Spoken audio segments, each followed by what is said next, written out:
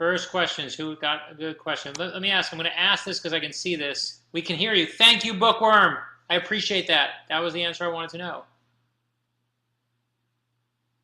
And thanks to everyone at BookTrib. As long as you can hear me, tell me you can hear me. You can hear me. I'm going to trust you can hear me. I love technology. So this is actually the very first time I've ever done anything from my office. And you can actually see my office behind me. I'm looking for the first question. Okay, here's the first question from Shelly Mead. Did you do, I'm going to read the question. As I read it, so I can't even lie and pretend I didn't see your question. So I'm just going to read it as it comes up. And whatever comes out, that's going to be the way we live with it, people. You ready? Here we go. Did you do any research before writing The Fifth Assassin? No. Next question. Oh, that's the first question.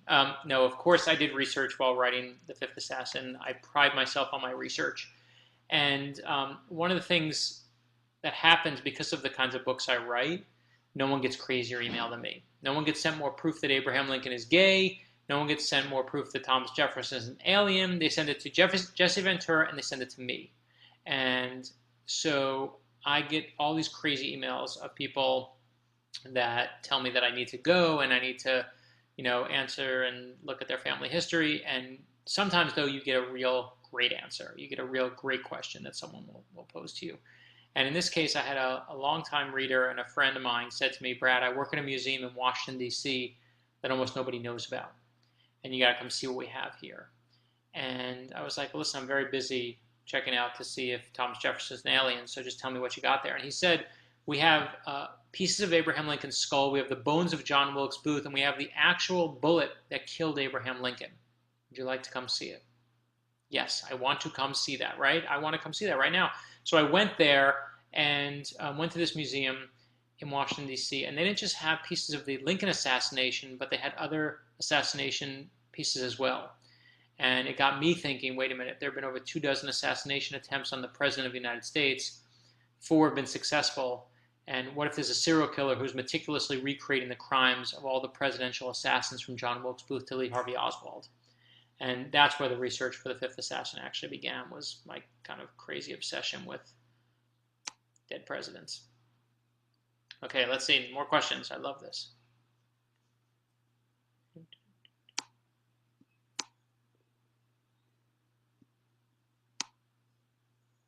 Tell us, okay, ready? Passion for Fiction. Awesome name. Tell us a little bit about the book for those of us who haven't read it.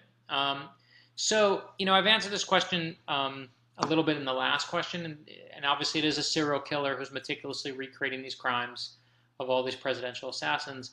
But for me, what I think the book is really about is always myself. I mean, it's always my own problems. So I'd like and would rather today, rather than give you can look up any, put in me on, just about any Morning Joe or Fox and Friends or any other place I've been doing interviews, and you'll see the standard interview with the standard answer. I thought this, because it's in my house, it's in my home office, I should say, that we should do it a little differently. So I'm going to tell you things that I don't usually say to anyone for the people that are here today. And the truth is, what The Fifth Assassin is really about is what I'm dealing with. If you show me a book, I will show you what the author is dealing with at that moment in time, if it's an honest author.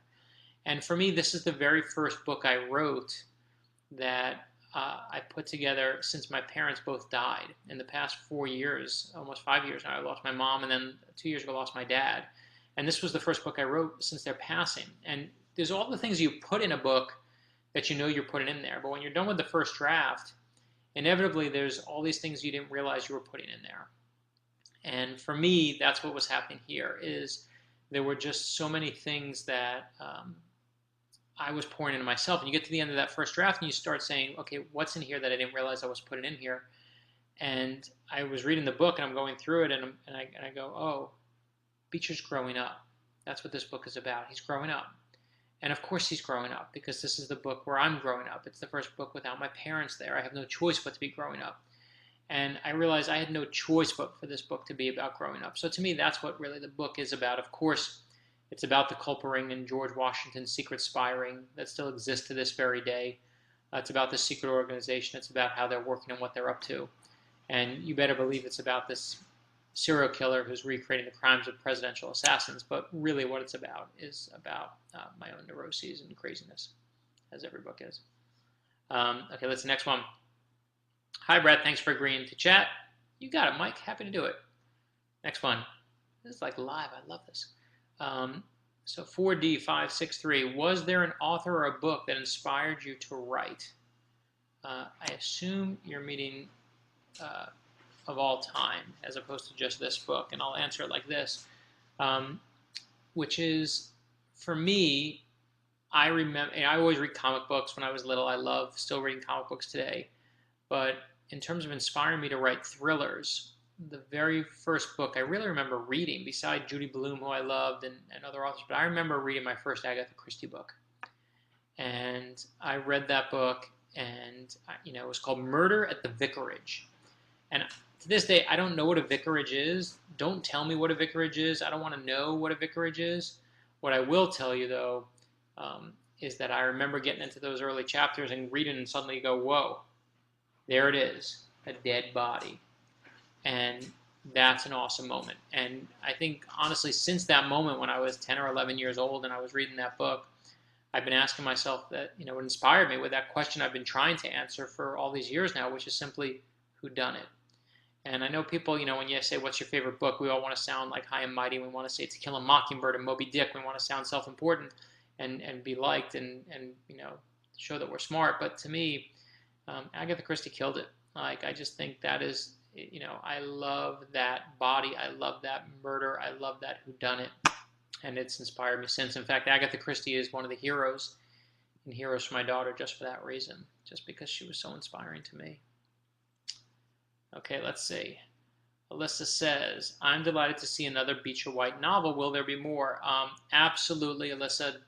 I'm working on it right now. And Beecher is still in my brain. I can't get him out of my brain. And Nico and Marshall and everyone, and they're all coming back. And in terms of, I was one of those people, I've written 8 standalone thrillers. They had nothing to do with each other. I'll maybe hide little, things in each book, one after the other. If you really look, you'll figure out the tiny universe that they're in. But the truth is I just had never written a character who's recurring, and I just thought, you know what, I want to try. I mean, when I wrote my first book, it was all third person. They told me I had to stay in third person. You couldn't switch, so I did what they told me. It was my first book. And then I wrote my second book, and I said, what can I do third person, but from 2 different perspectives, one from the husband, one from the wife's view. And I tried that, and I was different. And then my third book, I was like, I want to try and write first person. And I said, can I write third person too? And they said, no, the rules say you could just write first person. And so I thought, well, the rules say that. I can't possibly change that. And then I realized, after it took me 3 books to kind of have the balls to finally say, there are no rules. This is stupid. You can try anything you want. And in my 4th book, I started writing 2 different first person characters, and let's see how I can make that work. And the only reason I do it is it's not for stunt. It's just to keep it interesting to me. I felt like if I wrote the same thing over and over, I'd get bored of it. And then the truth is, after 4 books, and then after another 4 books, and after I finished these 8 books, I was like, I've never done a series character. Let's see if I can do that. And that's just, for me, the way to keep it interesting, and that's why Beecher is definitely coming back. In fact, I'm going to see the real Beecher pretty soon, so I'll tell him I told you. I'm going to totally, there is a real Beecher, and his office is exactly as Beecher's is kind of described for the most part. I switch a little things.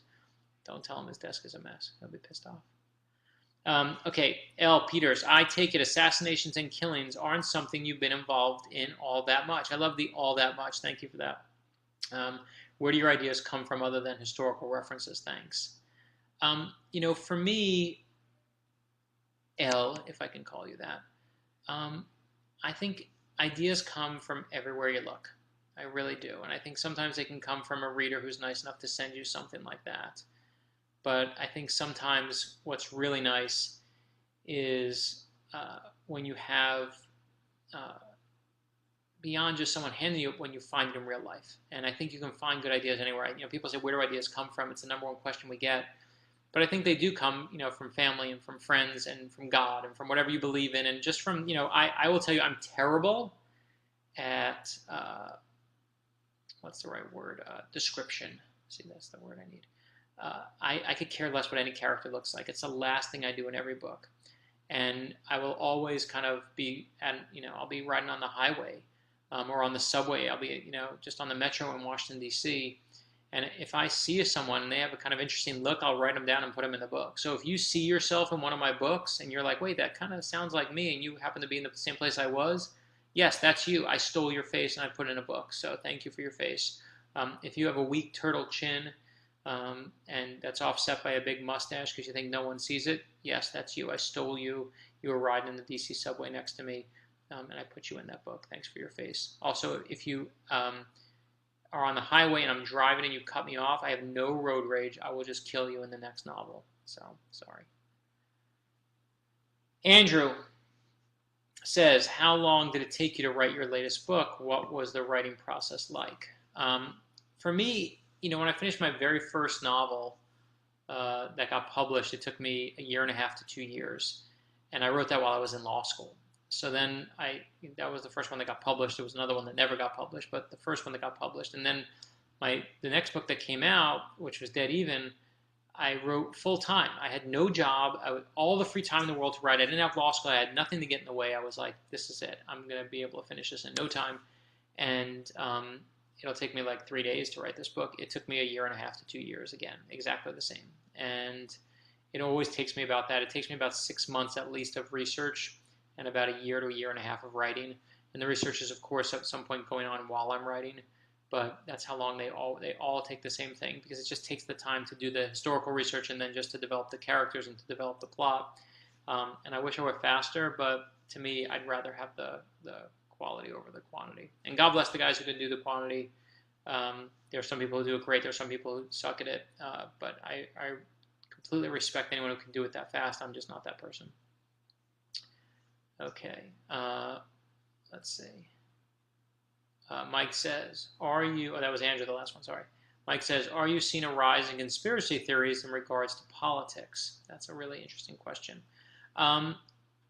Absolutely. We are a world that seems almost unsatisfied with our real history. And, on the 10-year anniversary of 9/11, I wanted to show my son some 9/11 footage. I felt like, he was born right around 9/11, and I really wanted to tell him the full story. My wife was working at the Capitol, at the U.S. Capitol, the day 9/11 happened. She was going to the Capitol as that plane that crashed in Pennsylvania was probably headed right toward her. She was 9 months pregnant with my son, and so 9/11 had, a huge impact, especially because one of our dear friends, Michelle Heidenberger, our next-door neighbor, died in the Pentagon flight. And so here I am, it's the 10-year anniversary. I'm telling him, about these stories. And I go on the internet, I'm trying to find just images of not just the Trade Center, but of the Pentagon bombing. And I couldn't even find footage that if I wanted to find it, when I was searching for it, it wasn't there, because all that was coming up were the conspiracy theories. The truth is buried by these theories. And if you look, even after bin Laden was killed, immediately were all these theories of, he didn't die, he's there, he's under the ocean, he's alive, he's running around, and in a strange, odd way, I really do think that with so much, it used to be that the great mysterious curtain, what was behind the mysterious curtain, it wasn't Oz, it was information. And we used to believe as a people, the information was hard to come by, right? It took a long time to get details on some things. And then information became really easy. And now we have access to more information than any society in history.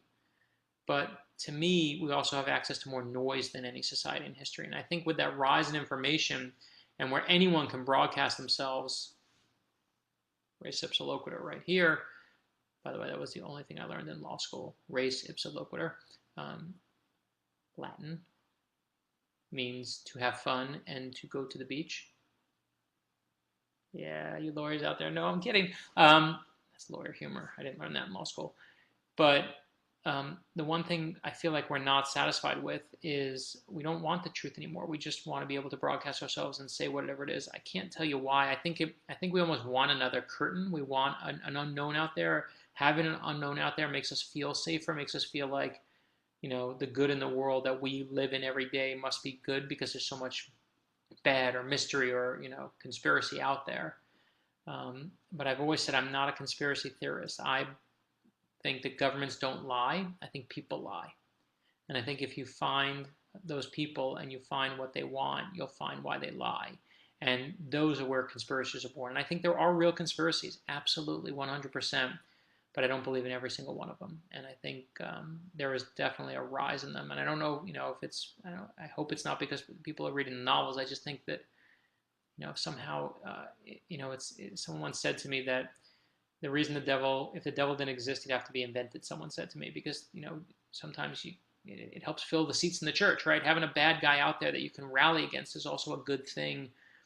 When you want to fill seats in the church. And I think sometimes we, whether it's real or whether it's not, whatever your beliefs are, I'm not judging them, but I think that sometimes we need to believe in that bad guy so that we can kind of rally against something. I think we do look for an enemy. There's no better fight than when you have an enemy. Okay. Varus, if I'm pronouncing that right. So what's the craziest email you've gotten from a Decoded fan? Any CIA or intelligence agency fans? Craziest email. This is actually a crazy one. I love doing this from my office. Let's see. This is a real email. I'm going to read it to you. It's actually a letter. Look, it's really fancy. I love this letter, right? I have been requested, dear Mr. Meltzer, I've been requested by a client to contact you to discuss a potential project. My client's family has been involved in an adventure so outrageous that it could not possibly be made up. The facts would make an unbelievable story. The family I represent is quite influential, and the story involves international intrigue and individuals at the highest levels. I'm sure that an email like this is quite odd or something you receive all the time. Please contact me further to discuss this opportunity. Now, I love crazy emails like this, right? That is fun. Because people are saying like really high up people are going to tell me a great, awesome secret. But that's just a fun one. The craziest one, my favorite crazy one. Oh, that's actually easy. The guy who brought me the Holy Grail. I mean, he literally came to the Barnes & Noble I was at and said, I have the Holy Grail. Here it is. It's for you. And he said, do you want to see it? And I was like, well, you brought it all the way to the Barnes & Noble. How could I not want to see the Holy Grail? So he gave me the Holy Grail. If you're looking for the regenerative powers of the Holy Grail, I have it. And I put it in the Barnes & Noble in Los Angeles, right between Meltzer and Melville, alphabetically in the fiction department. So you can go find it there. Any CIA or intelligence agency fans, we definitely get government people who understand what we do and love to tell interesting stories. And those are fun ones. So, the interesting part is the people that tend to come from the high levels of government, they won't just email out of the blue. They'll either show up at a signing, or what they'll also do is, or they'll be really crazy. I mean, just being blunt, honest. Like the people who will email you and say, "I work at the CIA and I want to tell you something."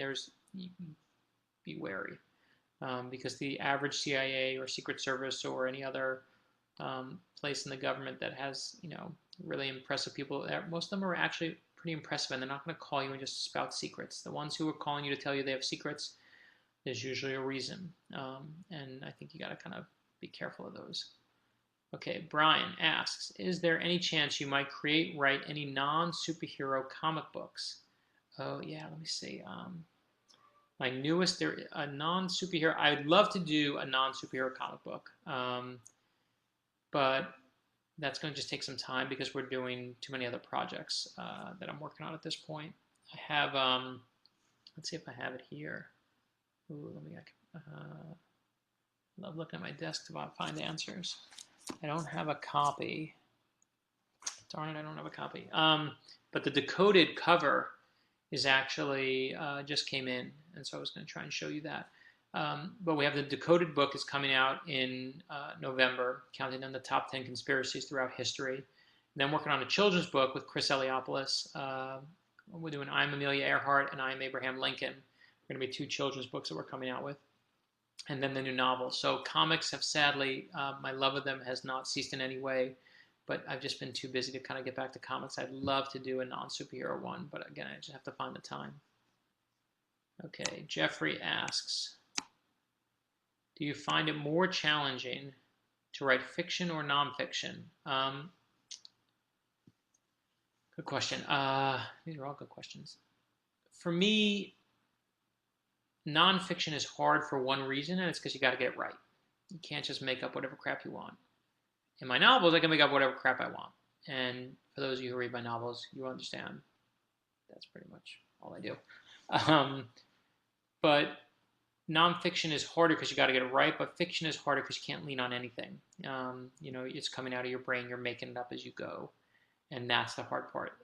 So to me, fiction is much harder than nonfiction because with nonfiction, all you got to do is just find the story, find enough people who will tell it to you, and find the best parts of it. But you don't have to really make it up. You just have to pull it apart and relay it. But making something out of whole cloth, building the house is like building that house with your own hands, and that's just always a trickier job for me. And I just like fiction more. Plus, you know what the problem is with nonfiction? You got to tell the truth. That truth gets in the way all the time. When something in fiction, if I see something and the president, I want him to act differently, you know what I do? He acts differently. You make it up. So I like that. I like the ability to ignore facts for entertainment, and that to me is a much better endeavor, creativity-wise. Let's see. From Tim. Did your work on Decoded provide any source material for this book or any future books? Absolutely. Tim, I will tell you that when we did our episode on the Lincoln assassination, you better believe I started looking into the Knights of the Golden Circle, and you'll see the Knights of the Golden Circle when we did our Confederate Gold episode, started looking at that, and it absolutely was just while I was doing the research on the new book, and it was weird as I was finding things on the new book, I was putting them in the show, and then taking them from the show, and then putting things back in the book. So I think those who like Decoded have really responded the best to The Inner Circle and The Fifth Assassin, the two most recent books, because they're filled with all that research and all that real-life history. In fact, let me be honest, the only reason we have Decoded is free research for the novels. It's sarcasm. That part was sarcasm, too. I feel like I'm talking to myself. Who do I feel like? Do I feel like iCarly? Am I iCarly? Is that what I become here? Am I iCarly? What's another show? Someone writing right now. What's the other show where someone talks to themselves on a computer? Because I'm not Sex in the City. Grace used to type. But who talks to themselves? Can we get some answers, please, people? Or else I'm going to go to Twitter, because Twitter will never lie to me. Bookworm, you participate. Easy A. Yes, it's like Easy A. I'm totally Easy A. I'm Emma Stone. This is it. I'm going to go and sleep with a nerdy guy right now and try and be popular like Easy A. That's what I am. I'm Easy A. Although, I actually am like Emma Stone in many ways. I am. When you talk to yourself like this, you're totally in that way. Let's see. Nope, I'm looking for more answers. Okay, so better questions. Here we go. You participated in the ITW, International Thriller Writers, Operation Thriller 3 USO tour. What was the experience like? Huge love to Meryl and everyone that worked on us. So every year, for those who don't know, ITW, which is known as the International Thriller Writers, the association that brings together all the thriller writers, sends 5 or 6 writers over to entertain troops through the USO. And this will probably be the only time I don't make a sarcastic joke about it, but it was one of the most amazing experiences of my life. And I got to be part of what they called Operation Thriller 3, which we were the 3rd group to go over. I went over with my friend Michael Connolly and Joe Finder and Andy Harp and Kathy Antrim, and it was an unbelievably humbling experience. The best part, let me tell you the best part, because I want to give you answers that aren't on my normal. You can go put in Brad Meltzer USO, you'll see a video, it'll come up, it'll blow your mind, it's really fun. But here's my favorite part of the tour is they tell us you can't tell anyone where you're going, right? Don't tell anyone where you're going because this is going to be a really awesome, top secret. You're going to Kuwait and other undisclosed military locations. Now, the best part is they make t-shirts for us that say on the t-shirt all the places we're going. So I'm like, oh, I get it. So I can't tell anybody about these undisclosed military locations unless I'm wearing the t-shirt, in which case you can see exactly where we went. So this is the crack security in charge of our lives. That was who took care of it. Thank you. But the USO was amazing, and the experience was unforgettable. I mean, we were going across the world, literally. I mean, we're in Kuwait. Talking about books and writing and reading and getting to most important part of the trip, say thank you. Say thank you to these amazing members of the military who every day keep us safe. And I know that's something that almost you can kind of say it in a cliche way. It sounds almost fake, but you have no idea how many ordinary, amazing people are keeping us safe every day. right? We all think it's like some kind of old Vietnam movie where it's like a guy holding a gun running through the jungles. And you forget that there are people, like I met this guy who was like, I'm like, oh, where you from? I work in the Lowe's plumbing department in such and such city. Like, I will never go to another Lowe's and look at the plumbing department in the same way again. It is just all these amazing people who are getting, he's like, I'm in charge of fresh water. If you're in the military, you're in Iraq and Afghanistan or these places, I will get you the water you need on this and this if you're in this part of theater. And that is just an amazing thing to see, to finally get to meet the people and see what they're really doing there. It changed the way I write about the military. It changed the way, and I mean that just in the sense of more informed and more depth rather than just making it a macho guy with a buzz cut, but realizing these are human beings. So I love that. I'll spare you the story that I've told a number of times of the guy on the submarine who sent me an email and changed my life. But put in Brad Meltzer and USO and watch the video because I don't want to ruin it. It'll blow your mind. Watch the very end. It's an amazing story. And Meryl Moss, who we love at BookTrib, is saved all of our butts in the end and really helped put the word out so people really know what the USO does. Okay, Jeffrey asks, what is the most common lie we Americans believe because of a successful conspiracy? That's a good one. I almost want to punt on this question until the Decoded book comes out because we have one that we're saving. So I'll come up with the number 2 one. I actually think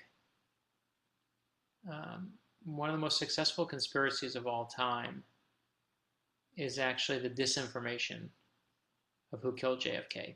I really do, and I don't mean the evil guys twirling their mustache and stroking their cats who people think really did kill JFK, but I'm talking about the people who really on a daily basis put out misinformation.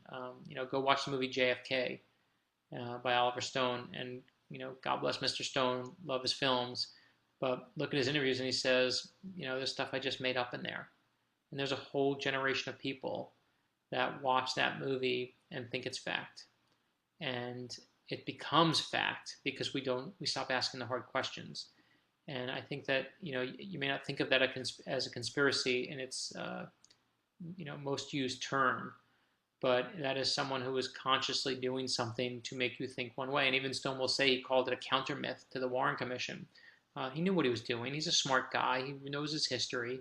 And I think it's amazing because people don't ask that question. It wasn't like when JFK came out, there was no internet where we said, oh, here's what's wrong and here's what's right. We just accepted things.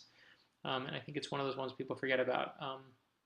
As for other ones on the other side, government conspiracies, I'll save that. You'll see, because we're going to count down the top 10 in the Dakota book. You'll see my favorite ones. But to answer the question, Jeffrey, the most common lie we believe, I actually do think is that you have no power. I think that's a big fat lie. I think people don't realize the power that they have every day. Okay.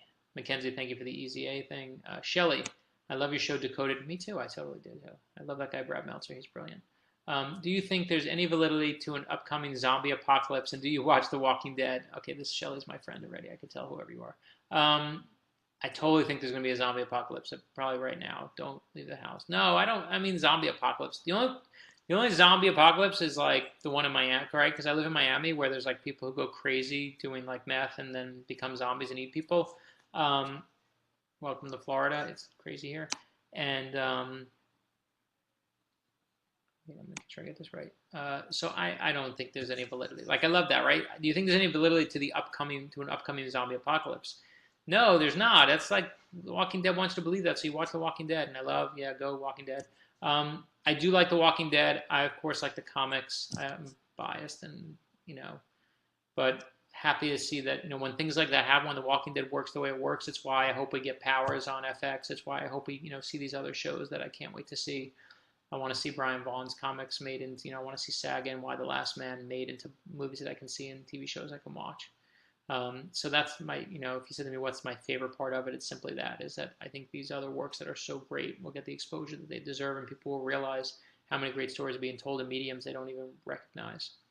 Okay, hey, BookTrib members, and make your questions. Well, let's put on Twitter more for people to ask the questions. Watch. Isn't mobile compatible? Oh, it's not mobile compatible. Okay. I love this. Okay. Retweet myself. When you retweet yourself, we gotta make up a phrase. What is it when you when you retweet yourself? What do you get? What is that called? Like echo? Okay. Who wants to should we like tour the office a little bit? Would that be fun?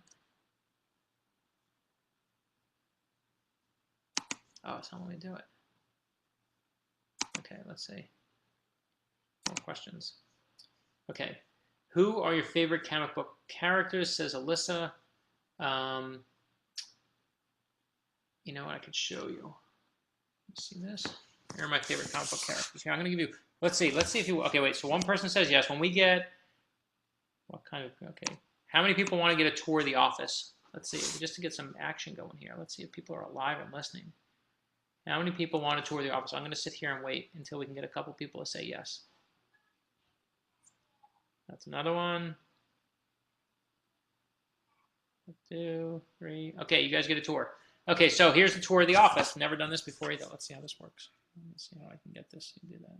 Now it's going to look like, okay, so you can see over my shoulder. Let's see how to do this so I can show you. So this is my office.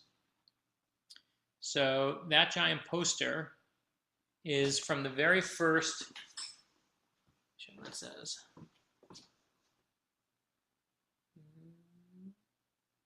This is actually, was in the New York City subway for my first novel, from the 10th Justice. And it's one of the only, I only keep 2 posters in my office. And this was the ad campaign for the 10th Justice. And if you want to know, this will also answer who's my favorite superhero. This is from my run on the Justice League of America. This was a statue that I helped design the page of, and then they took the page and actually made a statue out of it. From the Eisners, let's see what else. Oh, this is actually fun. So this down here, these are all foreign editions of the books. So each one of them has, you know, you can read. Let's see, can you read it? Raccato incrociato, which I guess means dead even in some language that I can't understand. And in here, let's see, here's another part of the office. So this is a closet. And if you really want to see what's in here, this is a hidden closet full of books. It also has, show you cool things. This is my Justice League membership certificate when I was inducted into the Justice League from DC Comics. As far as I'm concerned, one of the coolest things ever is to have your own certificate. Let's see what else we have here that's fun. We have, I don't know, lots of my novels in different languages. That's just fun. And let's see what else we have. Here is, let's see what you can see. Oh, this is cool. So now you saw Trust Your Friends. This is in the UK. This was the ad campaign for the poster that was there, which I love. And I showed my editor here, and they were like, there's no way we're doing that. And then here, there's a sofa. Here's some more books. And then this is actually, here's the view of the desk. This is the old antique desk that I get to sit every day and do my crazy stuff. And then, let's see, oh, I love showing what's on the desk. So here's what's on the desk. So the Tick, he's on the desk. Obviously family photos. This is one of my favorite things I've never shown anyone. Weighs a ton. This is Charlie Brown. And it's a bronze Charlie Brown that my mother got for me. And she had it in her place, and you know, she always tried to give me like fancy artsy stuff, and I was like, no, I want Charlie Brown. So he's on my desk every day. And let's see what else is here. Let's see what's in the drawers that's fun. It's fun in here. You might as well take advantage of the fact being here beside. What do I keep in here? What do I find? Here's Judd Winnick's home. His first business card when he's a cartoonist. Let's see if I can find my Legion of Superheroes membership card. People think I don't have one. I do. Here's a Superman. Remember these Superman cards from when we were little? I still keep mine. Let's see. Writers Guild, Authors Guild. What's fun here? Oh, here's my first business card ever. I love this. This is when I worked at Games Magazine. This is the first business card I ever had. Check it out. Proof. That was my first real job. Let me make up my own title. Here. People think I don't have a Legion of Superheroes membership card. Here it is. Legion of Superheroes. I also have, I'm an official member of the Avengers as well. I have that in here too. I can't find it, but I am a member of the Avengers. You know what they call this drawer? Loser drawer. This is cool. I think you need your own action figure. You know what? I think I do too. I think I do too. In fact, oh, want to see something awesome? This is my freshman. This is an awesome shot with hair. My freshman ID. Look at this hair. Right? Is that friggin' awesome hair? And then also, wait.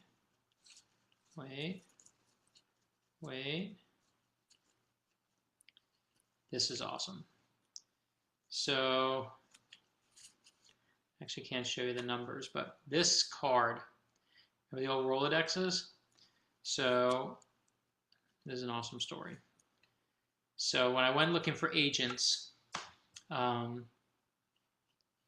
they basically said to me there are two people that you should talk to, and I wrote these two names down on this card, on that card I just showed you, and they said one was named, I won't tell you her name, and one was named Jill. And I said you can apply to whoever you want. And I thought, well, Jill sounds like a nicer person, so I'll apply to her. And basically I did, and she took me. And it was all because of that one card, and I saved that card to this day because it was like, you know, had I gone and picked the other name, she might have never published my book. I would never get a chance to do this, and I feel like it's important to have that almost as like a totem in my desk to just remind me how lucky I am that I get to do what I get to do. I will show you something else that's cool right here. Hold on. For the person who said that I should have my own action figure, this is Dr. Impossible. He's a character I created. And what I love is that people have sent me like homemade Dr. Impossible sculptures. I got to get a removable mask one where my head's underneath, but I love having my supervillain nearby. He used to be called Mr. Impossible, but he went to medical evil school for a long time. He deserves doctor. Okay, back to questions before we run out of this. Hey, where is the copy of Fraternity that you keep around? Ooh, this person knows me. Who asked that question? Yo, Geeko speaks. Okay, let me go back that way. I'm going back up because I skipped questions.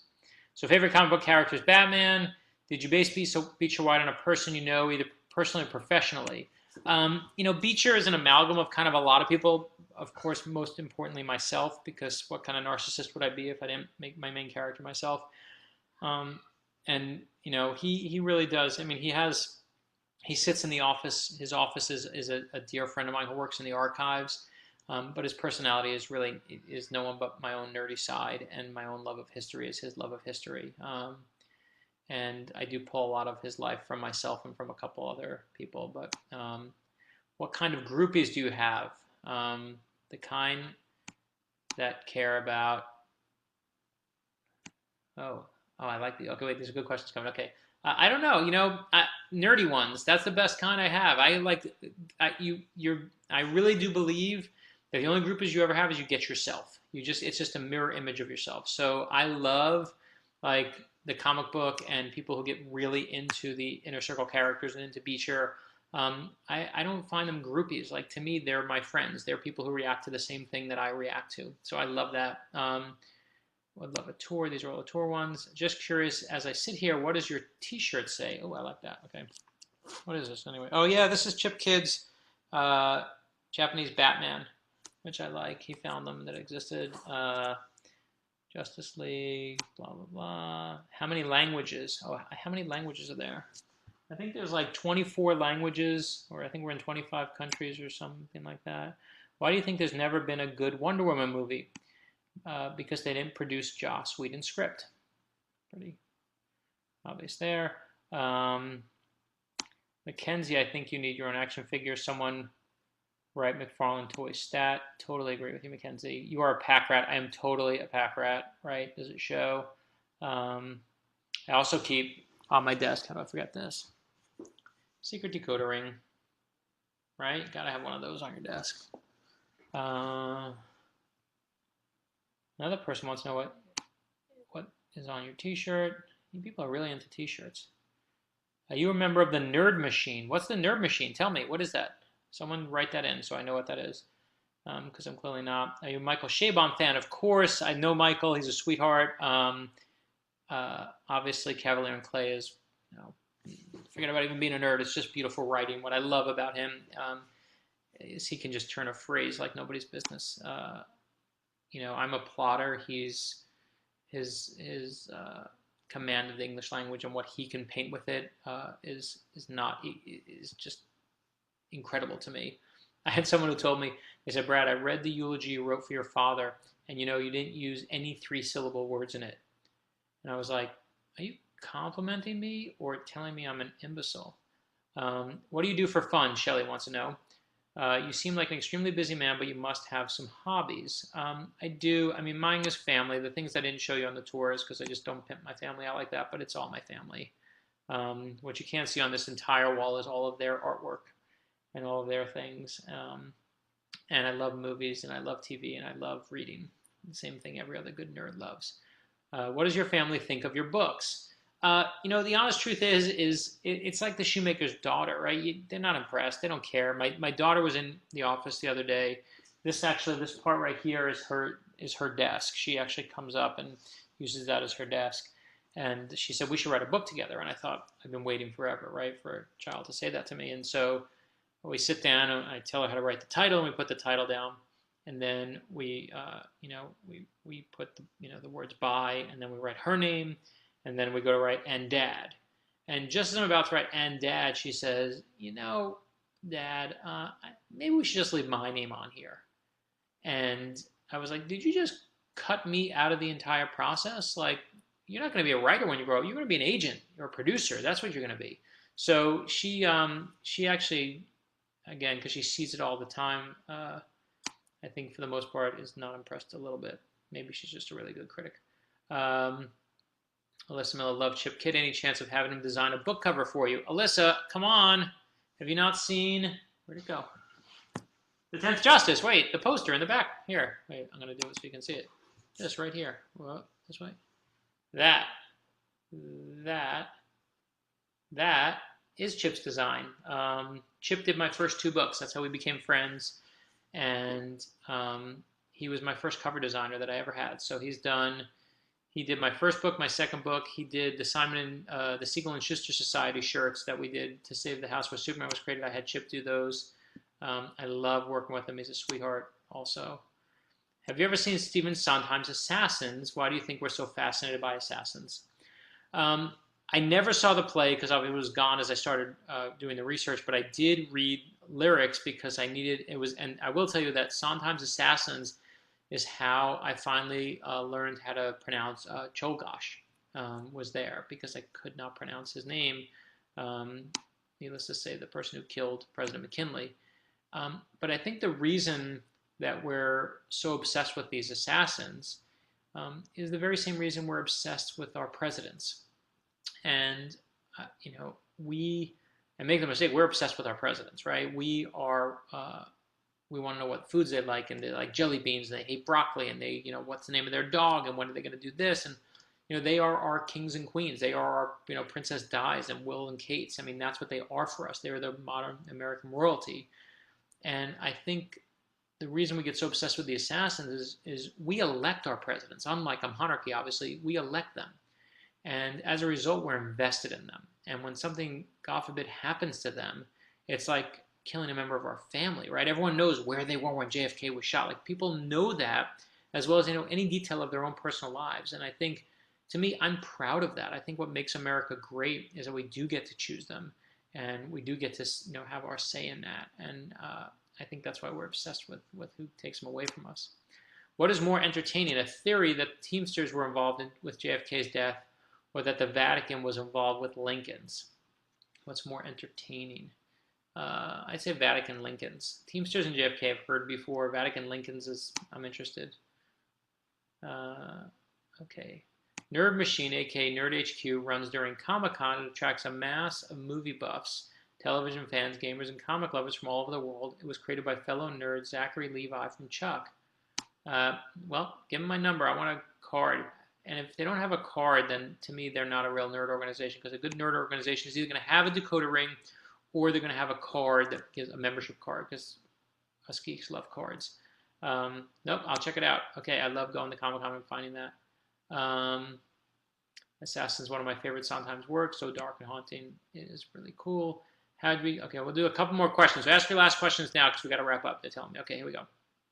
How did you become so interested in U.S. political history, and would you write a book from a different historical period or topic?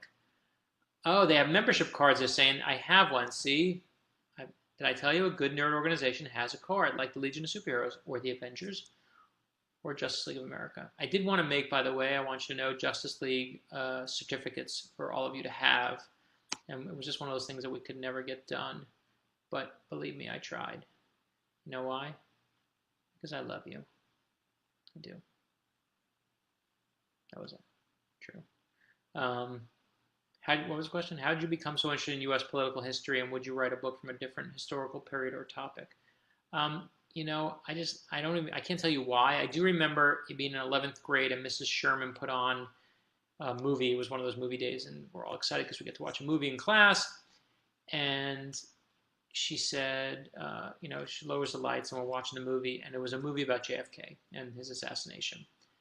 And it was one of those conspiracy movies, but not in a crazy conspiracy way. It was just asking the real logical questions that need to be asked, and the questions that the government at that point, and in many ways, still hasn't answered.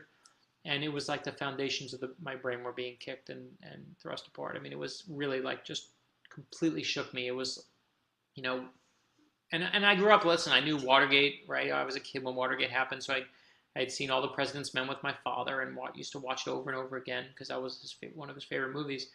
But that was like, to break into Watergate took a couple guys, right? It takes a couple guys and your scrubby little plumbers group. But to kill JFK, and then to kill Oswald, and then to time it all perfectly in a police station, do all. I mean, that was just so much bigger. And I just remember watching this, going, "Wait a minute." To pull that off and let no one know, my gosh, how big is this thing, right? It was just like it begged me, and listen, everything in 11th grade excited me. So, but that was really kind of my love came forward, and it was from there I just became a history major in college, and fell in love with the process. But as for writing from different time periods, I do write from different time periods in the novels. In the book of Lies, I did a flashback scene back in Belgium, and I did obviously throughout all the assassination attempts, and I really did love doing that. I really did in The Fifth Assassin, writing those flashback scenes.